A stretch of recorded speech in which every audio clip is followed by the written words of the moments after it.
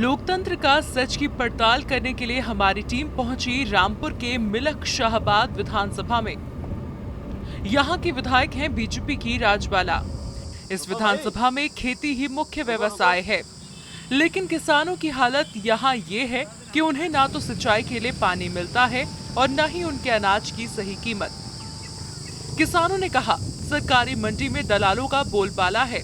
ये दलाल किसानों का अनाज बिकवाने के बदले मोटी रकम वसूलते हैं।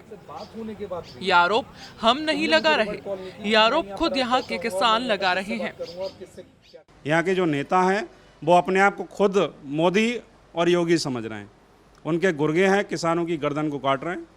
यहाँ पर क्या कर रहे हैं, जितने भी सेंटर बनाए हैं सारे उनके प्रतिनिधि हैं और यहाँ पर पैसा लेकर उनका गेहूँ तोला जा रहा है।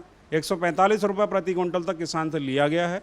पूरी तरह किसान के साथ लूट की गई है। और ये फैक्ट्री का पेमेंट रुका हुआ है, यहाँ तो खाने तक को पैसे भी नहीं है भाई साहब। बहुत बच्चों की फीस जमा नहीं हो पा रही है, ये पैसे ही नहीं दे रही है। मिल क्या करें बताओ। मेन फसल है, गन्ना बोना है हमें, तो गन्ने का पैसा नहीं मिला, क्या होगा। ये सरकार को कुछ दिख रही है किसान की? परेशानी बहुत है, वहाँ मंडी में कोई पूछा ना है, अनाज को बड़ा परेशानी है। यहाँ के जो सांसद विधायक हैं वोट लेके और किसान को गुमराह करके चले जाते हैं, और कोई उसकी समस्या होती है, उसकी कोई समस्या हल नहीं होती है, हल नहीं करते हैं ये लोग। और इस वक्त सूखे का हाहाकार है, किसान परेशान है, समर्थन मूल्य गन्ने का नहीं मिल पाता, बिचौलिया हर जगह लगे पड़े हैं दलाल। सुना आपने, खुद को किसानों की हिमायती कहने वाली बीजेपी की सरकार में बीजेपी के सांसद और विधायक के क्षेत्र में किसान किस कदर परेशान हैं। मंडी में दलालों के हाथों मजबूर हैं। जाहिर है कि मंडी में दलालों का धंधा बिना सरकारी और राजनीतिक मिलीभगत के नहीं चल सकता। रामपुर के मिलक शाहबाद विधानसभा में दूसरी सबसे बड़ी परेशानी है कनेक्टिविटी की।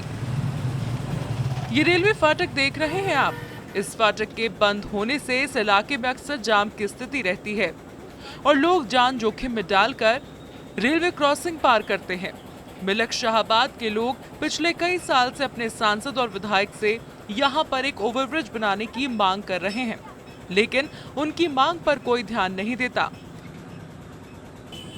इसके अलावा लोगों ने हमें ये भी बताया कि इस विधानसभा में रोडवेज बस का अड्डा भी नहीं है। यहाँ के सांसद और विधायक ने चुनाव के समय ये दोनों सुविधाएं दिलाने का वादा किया था, लेकिन चुनाव खत्म, वादा खत्म। जाने आने के लिए बहुत समस्या पड़ती है। वहाँ वो गाड़ी खड़ी हो जाती है ना, मालगाड़ी, तो पूरे दिन लोग परेशान रहते हैं। इसलिए एक तो ओवरब्रिज बनना चाहिए। समस्या साहब, जैसे रेलवे स्टेशन है, रोडवेज है, तो तुम्हारे नहीं है यहाँ, समझे।